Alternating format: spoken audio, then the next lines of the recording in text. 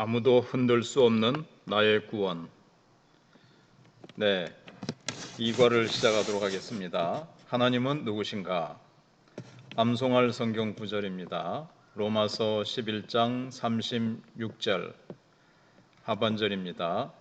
이는 만물이 주에게서 나오고 주로 말미암고 주에게로 돌아감이라. 그에게 영광이 세세 있을지어다. 아멘. 두 번 더 하겠습니다. 로마서 11장 36절 이는 만물이 주에게서 나오고 주로 말미암고 주에게로 돌아감이라. 그에게 영광이 세세 있을지어다. 아멘. 로마서 11장 36절 이는 만물이 주에게서 나오고 주로 말미암고 주에게로 돌아감이라. 그에게 영광이 세세 있을지어다. 아멘. 예레미야 31장 3절입니다. 옛적에 여호와께서 나에게 나타나사 내가 영원한 사랑으로 너를 사랑하기에 인자함으로 너를 이끌었다 하였노라. 예레미야 31장 3절 옛적에 여호와께서 나에게 나타나사 내가 영원한 사랑으로 너를 사랑하기에 인자함으로 너를 이끌었다 하였노라. 예레미야 31장 3절 옛적에 여호와께서 나에게 나타나사 내가 영원한 사랑으로 너를 사랑하기에 인자함으로 너를 이끌었다 하였노라. 특별히 로마서 11장 36절은 장로교의 대표 구절이라고 할 수 있을 만큼 아주 중요한 말씀입니다. 모든 만물이 주에게서 나옵니다. 하나도 빠짐없이 모든 우주 만물, 나 자신, 우리 각자와 우리의 생활과 우리의 삶과 우리의 생명과 우리의 모든 것, 모든 것이 주로 주에게서 나오는 겁니다. 주님이 계획하시고 주님이 다 출발케 하시고 그 다음에 주로 말미암고 주님의 섭리를 주로 얘기하는 것인데 모든 사건의 진행, 우주의 역사의 진행, 모든 것이 다 주님께로부터 말미암습니다. 그리고 그 결과는 다 주에게로 돌아갑니다. 다 주에게 영광이 돌아가게 되어 있습니다. 이것을 분명히 잘 이해하고 이 말씀을 믿으면 우리가 두려워하거나 염려할 필요 없이 모든 것이 주께로부터 나와서 주께로 말미암고 주께로 돌아간다는 사실을 알면 두려워하거나 염려하지 않게 됩니다. 이과의 목적은 하나님을 아는 지식은 믿음의 근본이 됩니다. 하나님을 알면 알수록 사람은 영적, 정신적으로 큰 변화를 맛보게 됩니다. 이 지식은 인격적으로 그를 바로 아는 것을 말합니다. 그러므로 이과에서는 막연히 하나님에 관한 많은 이론을 열거하지 아니합니다. 인격적인 하나님을 안다는 것이 무엇이며 그 지식이 우리의 삶에 어떠한 영향을 끼치는가를 가르치려는데 그 목적을 두고 있습니다.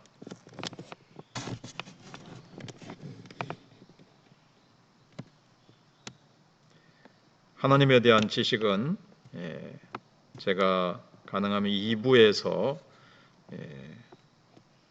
또 하나 만들어서 올리려고 합니다. 지금 1부에서는 교재에 있는 것만 다루도록 그렇게 하겠습니다. 서론, 보잘것없는 인간이 하나님을 안다는 것만큼 자랑스러운 것이 또 있을까? 그를 아는 것은 최고의 지식이요 인간을 인간답게 만드는 가장 안전한 길이다. 이 점에 대해 스펄전 목사는 이렇게 웅변적으로 말을 하였다. 하나님의 자녀의 관심을 끌 수 있는 가장 차원 높은 과학이자 가장 위험 있는 철학은 그가 아버지라 부르는 위대한 하나님의 이름과 본질과 인격과 사역과 행하심과 존재하심에 대해 연구하는 것이다. 우리가 이 하나님을 깊이 묵상하면서 넘치도록 마음을 고양시키는 것이 있다. 그것은 너무 광대한 주제이기 때문에 우리의 모든 생각들이 그 광대함 속에서 길을 잃어버리게 되고 그 주제가 너무나 깊은 것이기 때문에 우리의 자랑이 그 무한함 속에 묻혀버리게 된다. 여러분은 자신의 슬픔을 잊으려 하는가? 그렇다면 여러분 자신을 하나님의 가장 깊은 바다에 빠뜨려 보라. 그의 무한하심 속에 빠져보라. 그러면 여러분은 휴식의 침상에서 원기를 되찾고 다시 힘이 넘쳐서 일어나게 될 것이다. 자, 이제 스펄전의 말을 한번 천천히 씹으면서 음미하는 시간을 가져보세요. 그의 말 가운데서 특히 우리가 하나님 속에 묻히고 그를 아는 지식의 바다에 몸을 던지면 거기서 새 힘을 얻을 수 있다는 말이 무엇을 의미하는지 한번 생각해 보세요.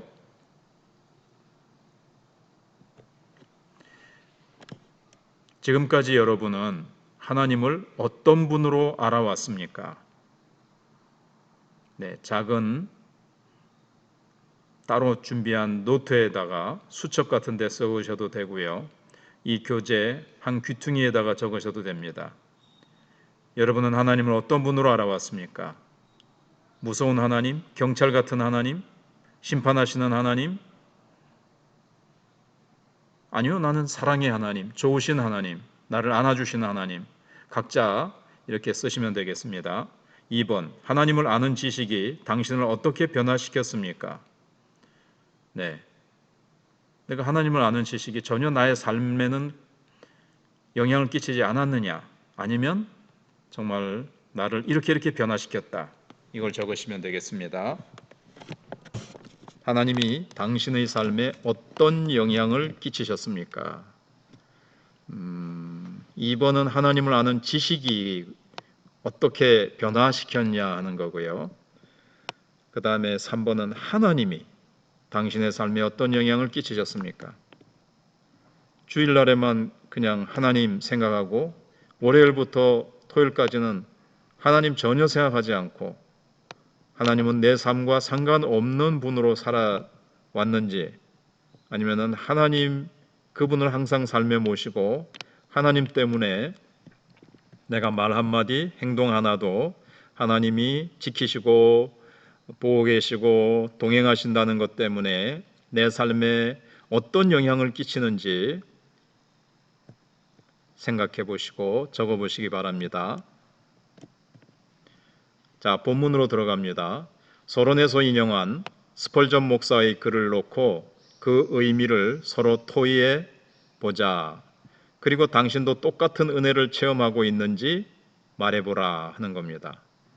자, 아래의 질문을 한번 읽어보고 여러분의 생각을 한번 적어보세요. 하나님을 바로 알 때 누리는 축복이 무엇일까요? 하나님을 바로 알 때. 하나님을 잘못 안다는 건 아까 말씀드린 대로 경찰관, 하나님은 무서운 할아버지 같은 분, 할아버지가 무서운가? 그거는 할아버지마다 다르겠죠. 또 심판자, 재판관, 또 나를 혼내주려고 늘 호시탐탐 나를 이렇게 째려보고 계시는 분, 이런 것이 아니라 바로 알면 어떤 축복을 누리게 될까 한번 생각해 보십시오.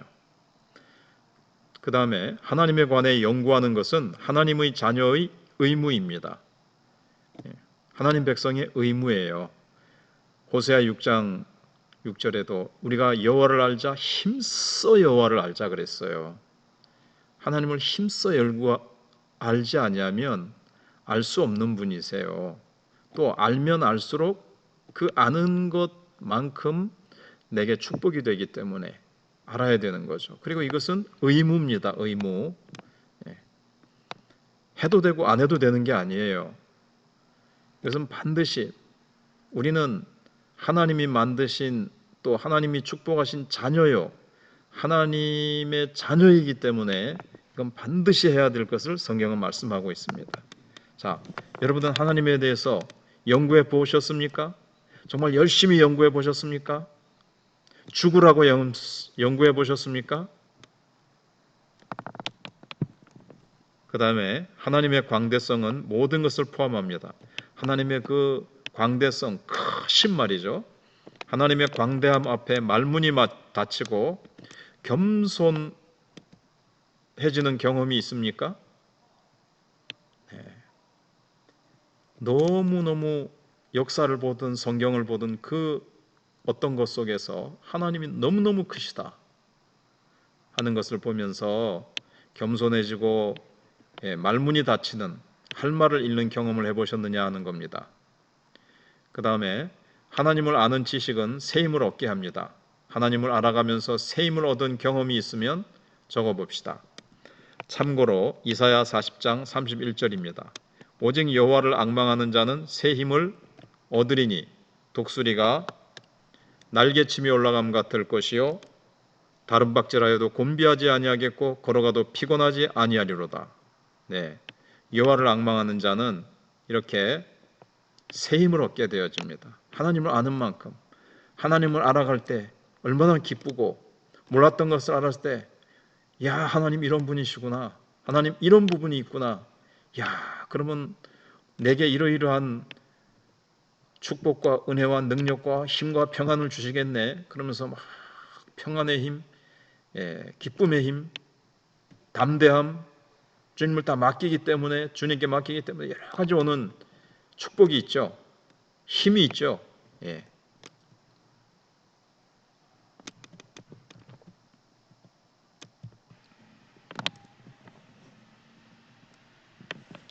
그 다음에 2번입니다. 역대상 29장 10절로 12절을 여러 번 반복해서 읽으라.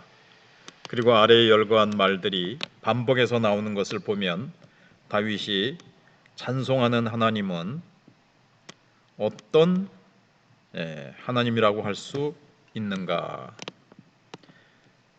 다윗이 온 회중 앞에서 여호와를 송축하여 이르되 우리 조상 이스라엘의 하나님 여호와여 주는 영원부터 영원까지 송축을 받으시옵소서. 여호와여 위대하심과 권능과 영광과 승리와 위엄이 다 주께 속하였사오니 천지에 있는 것이 다 주의 것이로 소이다.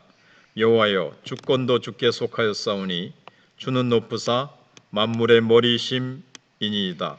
부와 귀가 주께로 말미암고 또 주는 만물의 주제가 되사 손에 권세와 능력이 있사오니 모든 사람을 크게 하심과 강하게 하심이 주의 손에 있나이다. 여러 번 읽어보라 그랬죠. 다윗이 온 회중 앞에서 여호와를 송축하여 이르되 우리 조상 이스라엘의 하나님 여호와여 주는 영원부터 영원까지 송축을 받으시옵소서. 여호와여 위대하심과 권능과 영광과 승리와 위엄이 다 주께 속하였사오니 천지에 있는 것이 다 주의 것이로소이다. 여호와여 주권도 주께 속하였사오니 주는 높으사 만물의 머리이심이니이다. 부와 귀가 주께로 말미암고 또 주는 만물의 주제가 되사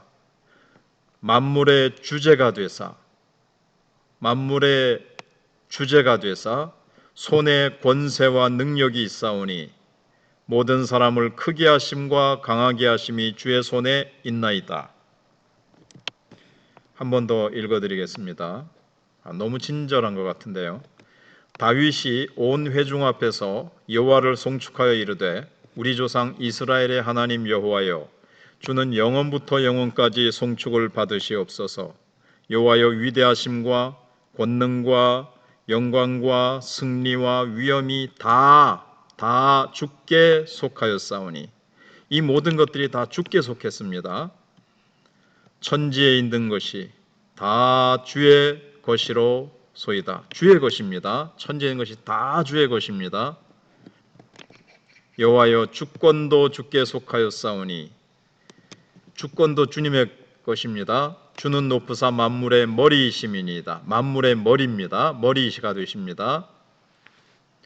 최고가 되십니다. 그 위에 그 누구도 없습니다. 하나님이 가장 높으신 분입니다. 부와 귀가 주께로 말미암고 또 주는 만물의 주제가 되사 손에 권세와 능력이 있사오니 모든 사람을 크게 하심과 강하게 하심이 주의 손에 있나이다. 자, 여기 보시면 다 주께 속하였다. 다 주의 것이다. 만유의 머리이시다. 주께로 말미암는다. 만유의 주제가 되신다. 주의 손에 있다. 자, 이런 단어를 위에 보셨죠? 그래서 하나님은 만물의 주제자이십니다. 주제자시라는 것은 모든 것을 하나님이 것이고 하나님이 주인 되시고 모든 것을 하나님이 다 주재하신단 말이에요. 하나님이 다 통치하시고 모든 것을 하나님 마음대로 하나님의 계획대로 하나님의 뜻대로 모든 것을 만드시고 움직이시고 주장하신다는 뜻입니다. 그럼 왜 하나님만이 만물의 주제자이십니까? 네. 뒤에서 말씀드리겠습니다. 자, 그럼 이제 3번 다윗이 이야기한 하나님께 속한 것들을 전부 다 써보라. 그리고 당신이 얻은 결론이 무엇인지 말하라 그랬습니다.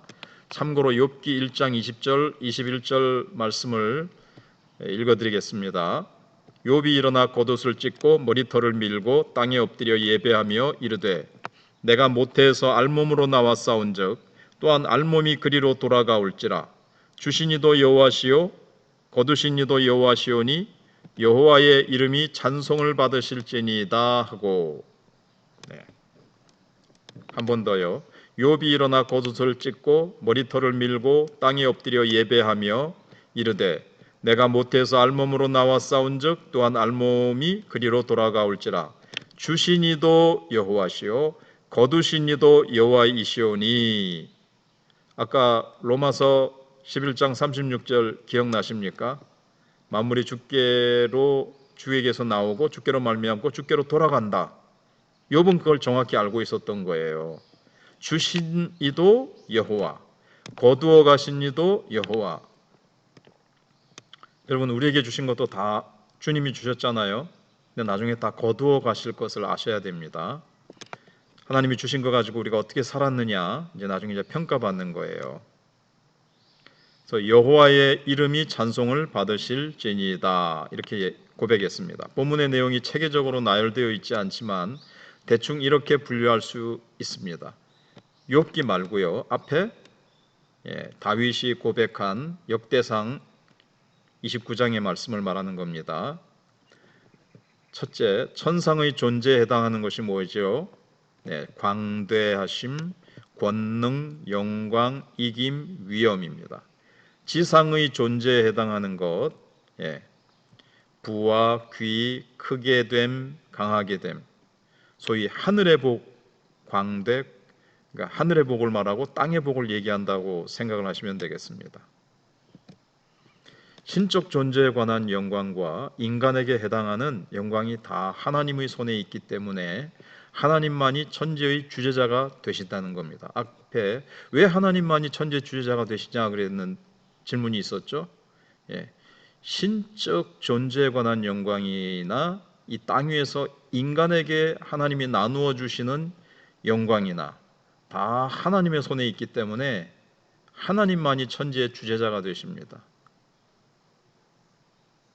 어떤 다른 그 누가 이 부분을 좌지우지할 수 있다면 하나님만이 천지의 주제자가 되실 수 없겠지요. 우리가 겉으로 볼 땐 그 어떤 큰 강대국의 최고 권력자가 뭘 좌지우지하는 것 같아도 그것조차도 그 위, 가장 위에 계신 하나님이 그에게 권세도 주신 것이고 그가 하는 일을 하나님이 다 이렇게 섭리하시기 때문에 하나님만이 천지의 주제자가 되시는 것입니다. 4번입니다. 하나님이 누구신가를 바로 아는 사람이 해야 할 일은 무엇인가? 역대상 29장 13절입니다. 우리 하나님이여 이제 우리가 주께 감사하오며 주의 영화로운 이름을 찬양하나이다. 그렇게 했습니다. 자, 하나님을 바로 안 사람과 그렇지 못한 사람의 차이점이 뭘까요? 여기 보면 감사하고 찬양하죠. 그게 바로 예배를 말합니다. 어디에서 결정적인 차이가 생긴다고 생각합니까? 바로 하나님을 바로 알면 하나님 앞에 막 예배드리고 싶어요. 하나님을 찬양하고 감사하고 싶고 하나님께 경배하고 싶은 마음이 생긴다는 겁니다. 하나님을 바로 아는 사람은 예외 없이 다윗처럼 예배하지 아니할 수 없는 경외감이 생긴다는 겁니다. 5번입니다. 당신은 정말 하나님을 만유의 주인으로 섬기고 있습니까? 무엇을 가지고 그렇다고 증명할 수 있습니까? 역대상 29장이네요. 잘못됐습니다. 29장 16절 17절. 자, 16절. 우리 하나님 여호와여, 우리가 주의 거룩한 이름을 위하여 성전을 건축하려고 미리 저축한 이 모든 물건이 다 주의 손에서 왔사오니 다 주의 것이니이다. 나의 하나님이여, 주께서 마음을 감찰하시고 정직을 기뻐하시는 줄을 내가 아나이다. 내가 정직한 마음으로 이 모든 것을 즐거이 드렸사오며 이제 내가 또 여기 있는 주의 백성이 주께 자원하여 드리는 것을 보니 심히 기쁘도소이다. 네. 성전 건축을 하는데 백성들이 많은 물질들을 하나님 앞에 드렸습니다. 다윗도 많이 드렸습니다. 이런 것들을 보면서 다윗이 정말 기뻐하던 거예요. 억지로 내라고 해서 강요해서 바쳐라 해서 바치는 것도 아니고 하나님의 은혜가 너무 감사하고 하나님이 누구신지를 알게 되니까 하나님께 막 기쁨으로 막 가져오는 겁니다. 이걸 보면서 다윗이 기뻐하고 있습니다. 입으로는 하나님을 주인으로 섬길 수 있으나 자신이 가진 모든 것을 들여 헌신하는 것은 어려울 수 있습니다. 성숙한 신앙인은 다윗처럼 정직한 마음으로 주께 즐거이 인색한 마음이 아니고 신약 성경에 있는 대로 억지로 드리는 것이 아니라 즐겁게 물질을 드려 헌신할 수 있습니다. 여러분, 자식이나 손자 사줄 때 막 즐겁죠? 왜요? 사랑하니까요. 하나님도 누구신지 알고 하나님을 정말 사랑하면요, 즐겁게 드릴 수 있습니다. 그래서 내 신앙과 내 사랑을 측정해 보는 것은 내가 하나님 앞에 뭘 정말 아낌없이 막 드릴 수 있느냐, 이걸 보면 알 수 있습니다. 하나님께 드리는 것이 막 아깝고 손이 떨리고 마음이 막 오그라들고 이러면 안 되는 거죠.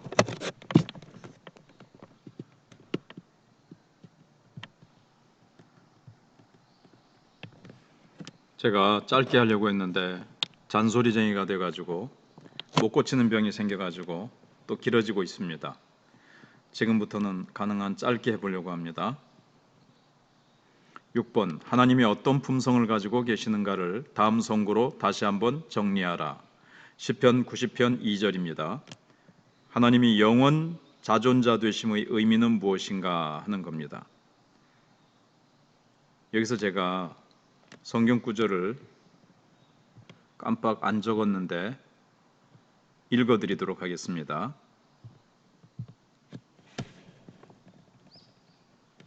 시편 90편 2절, 산이 생기기 전 땅과 세계도 주께서 조성하시기 전 곧 영원부터 영원까지 주는 하나님이시니이다.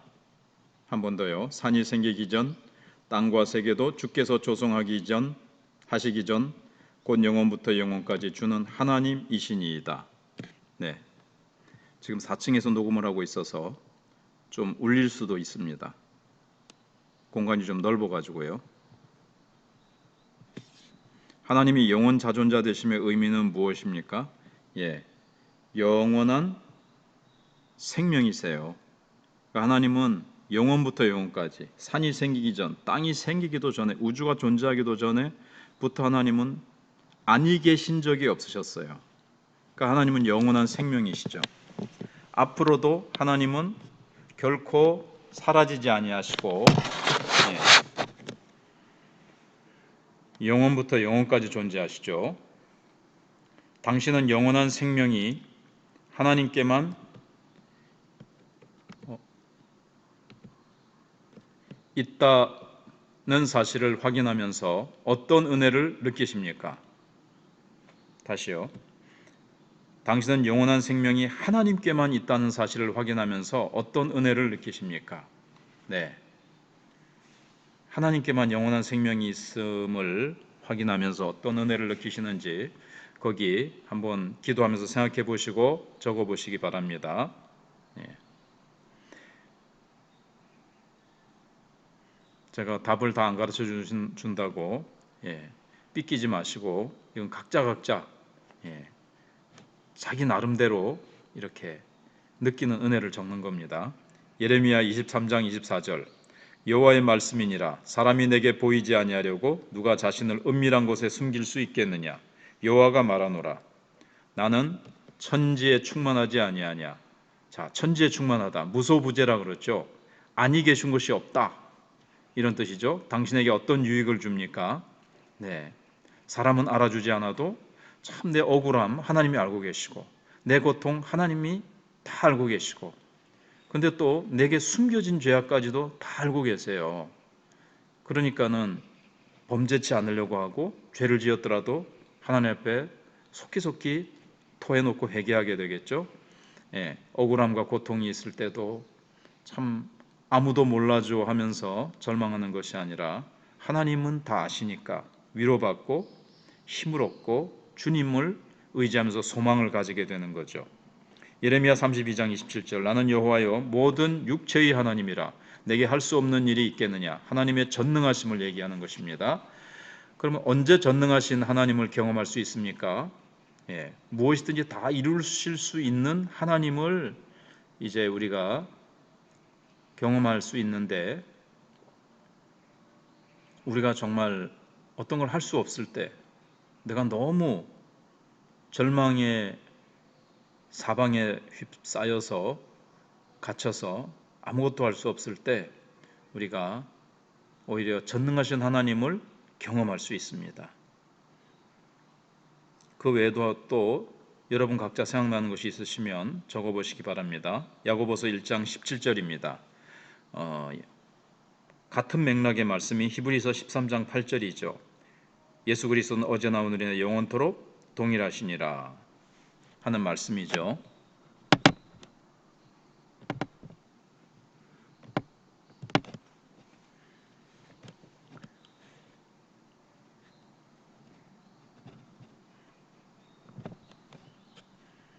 여기서 제가 또 야고보서 1장 17절 말씀을 못 적었는데 읽어드리겠습니다. 온갖 좋은 은사와 온전한 선물이 다 위로부터 빛들이 아버지께로부터 내려오나니 그는 변함도 없으시고 회전하는 그림자도 없으시니라. 네, 회전하는 그림자도 없으시니라. 그는 변함도 없으시고 변함없이 영원 불변하신 하나님 걸 말씀하고 있습니다. 자, 이런 하나님을 통해 얻을 수 있는 은혜가 무엇입니까? 약속하신 것을 반드시 주시는 하나님. 또 이렇게 했다 저렇게 했다 변덕쟁이 하나님이 아니시고 하나님은 언제나 우리를 사랑하시고 그 사랑의 변함이 없으시고 신실하심의 변함이 없으시고 하나님의 공의의 변함이 없으시고 이런 것 때문에 우리가 하나님을 전적으로 의지할 수 있는 거죠. 하나님이 아침엔 이랬다가 저녁 때는 또 달라졌다 하면 우리가 어느 장단에 맞춰야 될지 우리는 너무 불안하고 너무 힘들 겁니다. 자, 그 다음에 요한일서 3장 20절입니다. 이는 우리 마음이 혹 우리를 책망할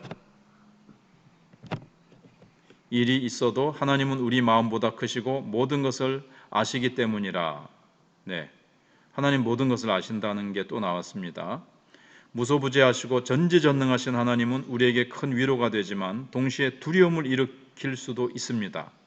왜 그런지 시편 139편을 읽으면서 각자의 생각을 적어보세요. 자, 시편 139편 이건 여러분들이 한번 찾아서 읽어보세요. 주로 내용이 하나님이 멀리서도 내 생각을 아시고 내 입술에 혀의 말을 하나도 알지 못하심이 없으시고 나의 앉고 일어섬을 아시고 그런 말씀입니다. 그래, 하나님이 내 모든 것을 아신다는 것이 위로도 되지만 내가 나쁜 짓 하려고 할 때, 죄 지으려고 할 때 아무도 안 보니까 내가 이거 한 번만 딱 못된 짓 한번 싹 하고 내 그 유익을 얻고 그 다음에 내가 싹 손 씻고 입 닫고 털어버리자. 그럴 수 있잖아요. 그러나 아무도 안 보는 게 아니라 하나님만은 보고 계세요. 또 아무도 못 봤다 할지라도 하나님 한 분이 그분 앞에서 우리가 살아가야 돼요. 우리의 청중은 오직 하나님 한 분밖에 없다는 것을 아시고 하나님만 의식하시고 사시면 되겠습니다. 7번 하나님의 사랑과 공의에 대해서 성경은 어떻게 말씀하고 있는가? 예레미야 31장 3절입니다. 아까 우리가 외웠던 암송 구절 말씀이죠. 옛적에 여호와께서 나에게 나타나사 내가 영원한 사랑으로 너를 사랑하기에 인자함으로 너를 이끌었다 하였노라. 영원한 사랑의 의미가 무엇일까요? 네, 인자하심. 이게 이제 사랑이죠. 인자심, 긍휼. 네. 인자가 불쌍히 여기심인데 이게 이제 사랑이에요. 사랑. 사랑은 불쌍히 여깁니다.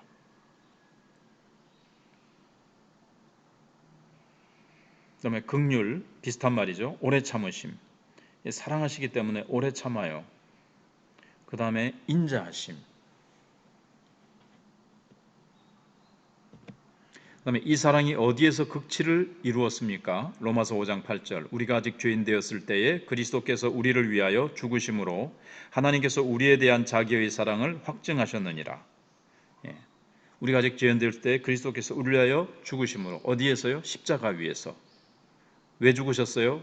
나를 대신해서 나를 살리기 위해서 대신 죽으셨죠. 그게 사랑이죠. 그래서 십자가 위에서 예수 그리스도의 사랑이 아버지 하나님의 사랑이 나타났습니다. 하나님의 사랑은 우리를 다루시는 태도를 바꾸게 하였습니다. 예수 그리스도께서 그렇게 하시기 전까지는 우리는 하나님의 그 공의를 따라서 그 죄에 대한 진노를 따라서 하면 우리는 심판받을 수밖에 없었습니다. 하나님과 우리가 원수 관계였습니다. 예수 그리스도의 십자가의 사랑으로 말미암아 하나님은 우리를 보시고 다루시는 관점과 태도가 달라졌다는 거예요. 그 태도를 인자함이라고 부릅니다. 불쌍히 여기시고 부드럽게 대하시고 용서하시고 오래 참으시고 앞에 나왔던 그거죠. 그래서 시편 103편 8절로 18절을 가지고 인생을 다루시는 하나님의 인자함이 어떤 것인지 몇 가지로 정리해 보겠습니다. 이것도 여러분들이 한번 찾아서 휴대폰 앱으로 보시든지 성경을 찾아서 읽어보시면서 여러분들이 한번 해보세요. 이것도 제가 이번에 왜 좀 어제 바쁜 일이 있어서 정신이 없다 보니까 이것도 못 적었지만 그래도 여러분들이 이제 찾으시면 더 좋겠습니다. 근데 제가 정리를 해놨어요. 거기 보시면 죄악을 따라 처치하지 않으신다 그랬어요. 우리의 죄악을 따라 다 갚으시고 거기에 따라 우리를 처치하신다면 남아나지가 않는 거죠. 그 다음에 불쌍히 여기십니다. 왜냐하면 우리의 체질을 아심으로, 즉 우리의 연약함을 아시기 때문에 우리를 불쌍히 여기십니다. 그 다음에 시편 37편 27절로 28절 말씀입니다. 이거는 제가 말씀을 읽어드리겠습니다.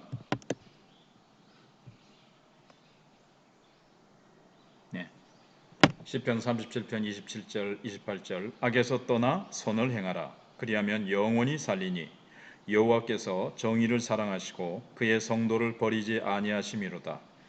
그들은 영원히 보호를 받으나 악인의 자손은 끊어지리로다.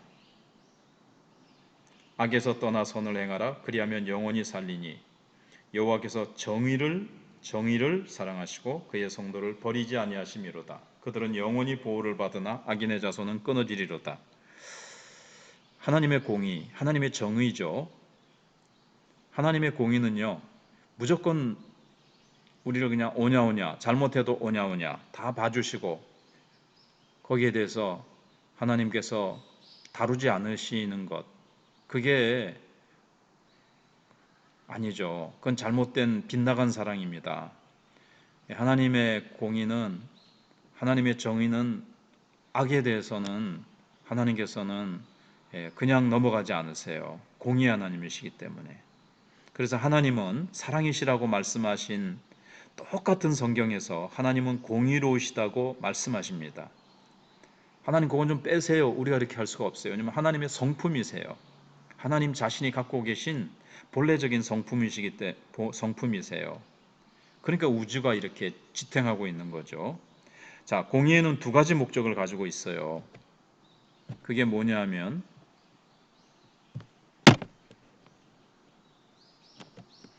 성도를 보호하세요. 이 공의 때문에. 공의가 우리를 보호해줘요.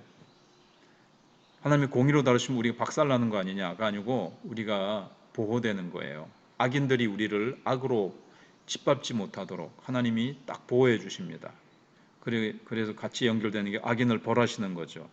그래서 27절은 우리에게 무엇을 경고하고 있습니까? 악에서 떠나 선을 행하라 그랬죠. 그러면 영원히 살리니. 왜 악에서 떠나야 됩니까?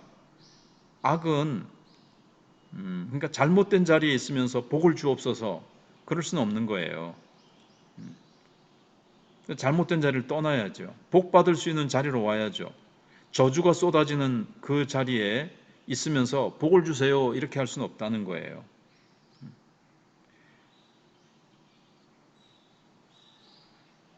비록 성도라도 악에서 떠나지 아니하면 공의로 다스림을 받을 수 없다. 이러한 사실은 우리로 하여금 악을 멀리할 수 있게 만든다. 하나님이 두려워서 죄를 범하지 못한 경험이 있으면 적어보세요. 또 생각해 보세요.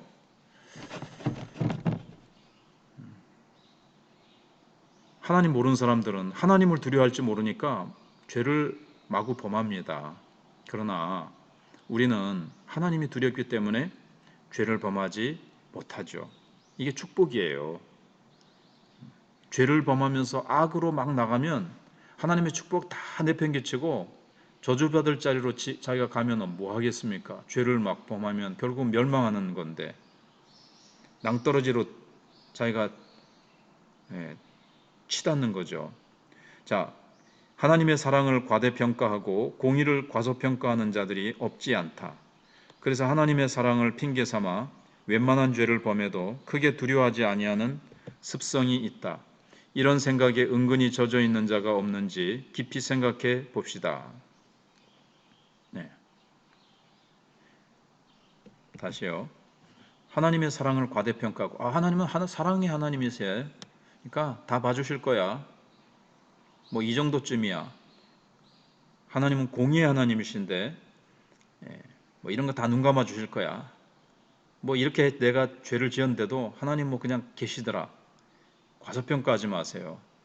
하나님 오래 참으셔서 그렇지 내가 범한 것에 대해서 심은 대로 거둡니다. 십자가의 은혜가 있잖아요. 십자가의 은혜로 용서는 받지만 거기에 대해서 내가 자꾸 죄를 범하면요. 거기에 대한 열매는 따먹게 돼 있어요. 물론 저주받고 지옥 가는 건 아니죠. 깊이 설명할 시간이 없어서 다음 기회에 하기로 하고요. 그래서 하나님의 사랑을 핑계 삼아서 웬만한 죄를 범해도 두려워하지 아니하는 습관이 생기면 정말 곤란합니다. 하나님이 뭐 안 때리시더라. 안 때리는 게 문제가 아니고 그 놀라운 축복을 못 받고 사는 거예요. 그 안타까움을 생각하실 줄 아셔야 돼요. 그래서 이런 생각에 은근히 젖어 있는 자가 있다면 정말 깊이 생각해 보셔야 됩니다. 자, 우리의 행복을 위해서 하나님은 자신을 경외하고 사랑하고 섬기고 순종하라고 하셨습니다. 당신은 말씀대로 잘 따르고 있습니까? 여러분, 하나님 이기적인 분이고 네 사랑, 네 관심 그거 다 내게 내놔. 나만 경외하고 나만 사랑하고 나만 섬기고 순종해. 왜 그러실까요? 우리의 행복을 위해서라는 거예요. 그걸 잘 하셔야 됩니다. 정말 하나님 잘 섬기고 하나님만 사랑하고 섬기고 순종하면요. 하나님이 우리에게 어마어마한 행복과 기쁨을 누리면서 온갖 행복 다 누리면서 살 수 있게 해놓으셨어요. 자, 안 되고 있다면 그 원인이 어디에 있다고 생각하십니까? 예, 안 되고 있다면 왜 그런지 한번 생각해 보세요.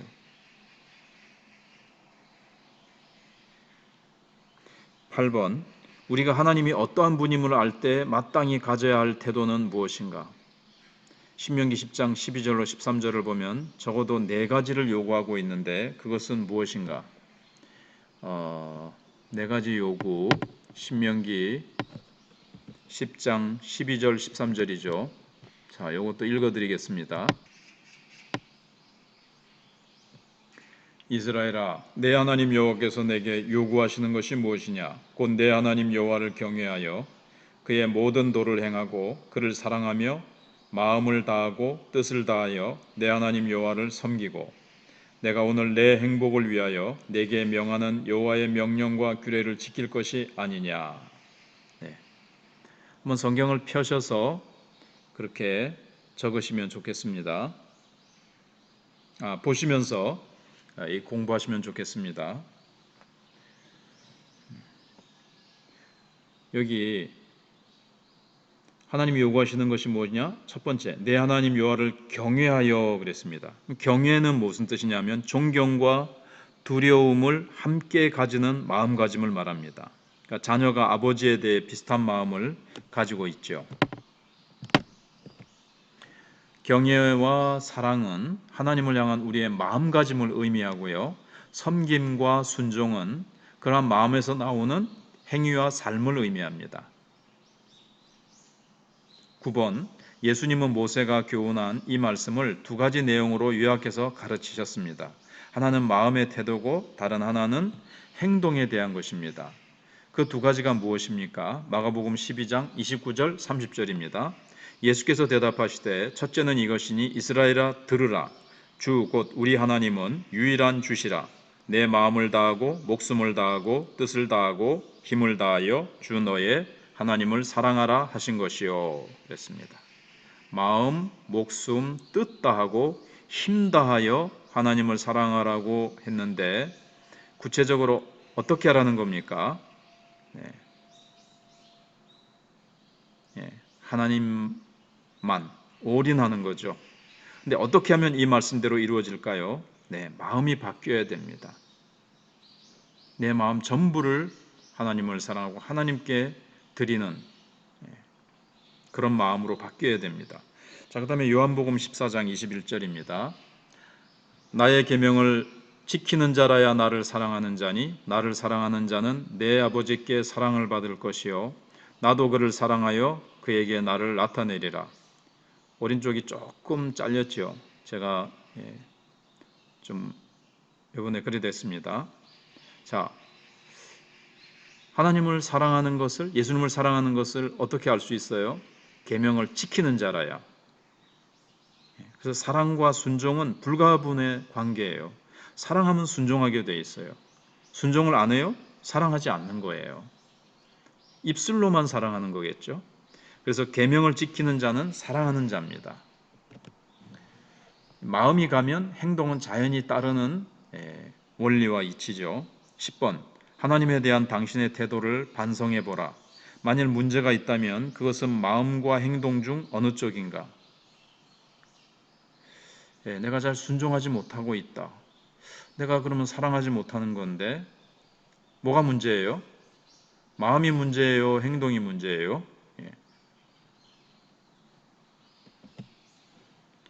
11번, 하나님을 사랑하고 섬기려면 뭔가 이 오자가 났습니다.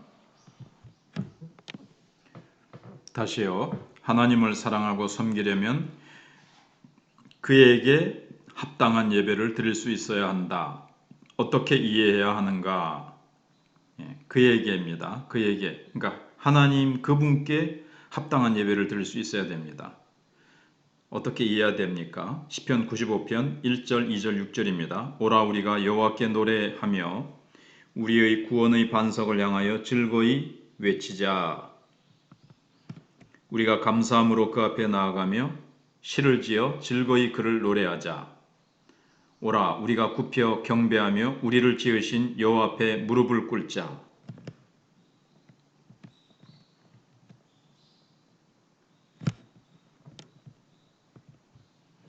네, 그 밑에 것은 아닙니다. 그건 96편을 제가 좀 잘못 기록했습니다.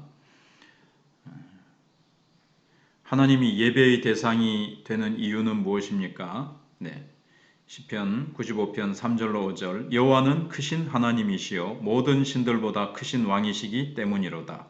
땅의 깊은 곳이 그의 손안에 있으며 산들의 높은 곳도 그의 것이로다. 바다도 그의 것이라 그가 만드셨고 육지도 그의 손이 지으셨도다. 여기 와서 이제 막 엉망이 됐네요.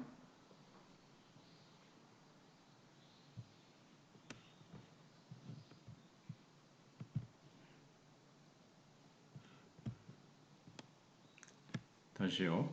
5절에 바다도 그의 것이라 그가 만드셨고 육지도 그의 손이 지으셨도다. 그 다음에 7절로 가겠습니다. 그는 우리의 하나님이시요 우리는 그가 기르시는 백성이며 그의 손이 돌보시는 양이기 때문이라. 네. 어떻게 예배해야 됩니까? 그 앞에 나아가서 2절에 우리가 감사함으로 그 앞에 나아가며 그랬잖아요. 먼저 예배하려면 어떻게 됩니까? 그분 앞에 나아가야 되죠. 그래서 여기 나아감은 교회 집회를 가리킵니다. 예배의 본질은 함께 드리는 대중성이 있습니다. 물론 혼자 예배 드릴 수도 있지만 그러나 예배의 이 본질을 한번 생각해 보면 우리 성도들이 다 함께 모여서 함께 드리는 거죠. 그러니까 오라고 초청하고 있죠. 혼자면 오라고 할 필요가 없죠. 그래서 예배 시간 모임에 잘 나가지 아니한 일이 있으면 그 이유가 어디 있었는지 한번 흉금을 털어놓고 한번 이야기해 보십시오. 왜 모임에 조그만 일이 있으면 안 나가고 모임에 나가는 것을 혹시 기피하는 행동이 혹시 되었다면 여기에 대해서 깊이 하나님 앞에 자신을 살펴보고 회개하는 그리고 고치기 위한 방안들을 한번 적어보셔야 되겠죠. 그 다음에 2번입니다. 즐거운 찬송으로 예배드리라고 했습니다. 1절을 다시 읽어드리면요. 오라 우리가 여호와께 노래하며 우리의 구원의 반석을 향하여 즐거이 외치자 그랬습니다. 이게 이제 찬송이죠. 찬송인데 어떤 찬송이요? 즐거운 찬송. 즐거이 외치자 그랬거든요. 그 다음에 3번 6절인데요. 오라 우리가 굽혀 경배하며 우리를 지으신 여호와 앞에 무릎을 꿇자 그랬습니다. 자, 그래서 그 밑에 요 파란 줄 한 줄은 잘못 기록된 거고요. 까만 걸 보세요. 엎드려 경배함은 겸손한 마음의 태도를 의미합니다. 겸손한 마음으로 엎드려 경배하는 거예요. 그 다음에 마지막인 것 같은데요. 12번 하나님께 드리는 예배는 어떤 성격의 것입니까? 하나님께 드리는 예배를 한번 생각해 보세요. 어떤 단어가 막 나왔어요? 노래, 즐거이 부르자, 감사하자. 어떤 분위기가 느껴지십니까? 우리 교회 예배는 어떻습니까? 예배 드릴 때 내 마음은 난 어떤 식으로 예배 드립니까? 너무 엄숙하거나 너무 무겁고 혹시 심지어 슬퍼하지는 않습니까? 어둡고 무거운 분위기 이건 아닙니다. 그래서 하나님께 드리는 예배는 밝아야 됩니다. 구원받았으니까요. 자녀니까요. 하나님 아버지 앞에 그 하나님의 속성을 우리가 배웠는데 그 하나님께 나아가서 예배 드리는데 의기소침하고 풀이 죽어 있고 무겁고 침울하고 이건 아닙니다. 그죠? 그래서 우리가 드리는 예배가 혹시 너무 어둡다고 생각이 된다면 고쳐야 되겠죠. 예배는 축제다. 즉 잔치다. 이런 말이 있습니다. 원래 이 제자도 제사라는 말이 있어서 좀 그렇고요. 더 좋은 말은 잔치입니다. 예배는 잔치다. 예배가 잔치가 될 수 있는 이유를 말할 수 있겠습니까? 한번 생각해 보세요. 앞에서 배운 것들을 가지고 예배 시간에 즐거운 찬송으로 하나님을 기쁘게 하지 못하는 것을 송구스럽게 여겨야 합니다. 제자 훈련도 예배의 연속이라고 할 수 있습니다. 왜 그렇겠습니까? 네, 이것도 생각해 보세요. 교리 요약입니다. 하나님은 오직 한 분이시며 참신이시다. 하나님 외에 다른 것을 섬기는 것은 우상이다. 하나님은 창조자시며 섭리자시며 통치자시다. 인간은 하나님께 경배하고 감사하고 사랑하고 순종할 뿐이다. 하나님을 잘 알고 많이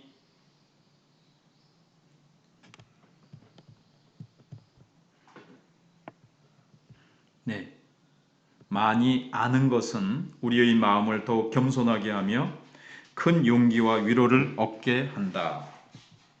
네, 오늘 너무 죄송해요. 오자도 많고, 성구도 안 적은 것도 많고, 일단 여러분 예습하기 위해서 일단은 그대로 올리겠습니다. 나중에 제가 수정해서 좀 더 완판은 며칠 뒤에 다시 올리도록 하고요. 우선 예습하는 데는 조금 거시기 하지만 그래도 열심히 하시면 될 것 같아요. 마지막 글입니다. 윌리엄 템플이 쓴 글을 읽어드리겠습니다. 깨끗해요. 예배란 우리의 모든 본성을 하나님께 순복시키는 것이다. 그분의 거룩하심으로 우리의 양심이 소송되는 것이다. 그분의 진실하심으로 우리의 마음이 살찌는 것이다. 그분의 아름다움으로 우리의 생각이 깨끗해지는 것이다. 그분의 사랑에 우리의 마음을 여는 것이다. 그분의 목적에 우리의 뜻을 굽히는 것이다. 그리고 이 모든 것이 경배로 어우러져 할 수 있는 한 최선을 다해 우리 자신을 비워서 우리의 원죄요, 우리 죄악의 근원인 자기중심적인 마음을 치료하는 것이다. 윌리엄 템플. 생활숙제. 하나님에 관하여 알아가면서 삶 속에 어떤 변화가 일어났습니까? 오늘 하나님에 관해서 알아가면서 삶 속에 어떤 변화가 일어났습니까? 꼭 오늘이 아니더라도 우리가 하나님에 관해서 알아가면서 삶 속에 어떤 변화가 일어났는지 한번 깊이 생각해 보십시오. 내 예배는 어떻게 달라졌습니까? 가정생활은 어떻게 달라졌습니까? 사회생활은요? 죄에 대해서 더 민감해졌습니까? 노트에 구체적으로 한번 적어보시기 바랍니다. 네, 대단히 수고하셨습니다. 30분 만에 하려고 했는데 지금 50분이 넘어버렸습니다. 지금까지 대단히 수고하셨습니다. 할렐루야, 아멘. 열심히 공부하시고 잘 모르시겠으면 2번도 보시고 또 3번도 보시고 열심히 하셔서 하나님을 더 알아가고자 하는 열망이 불타오르고 여러분 심령과 가정과 모든 삶의 전반에 놀라운 축복과 은혜가 넘치시기를 주님의 이름으로 축복합니다. 아멘.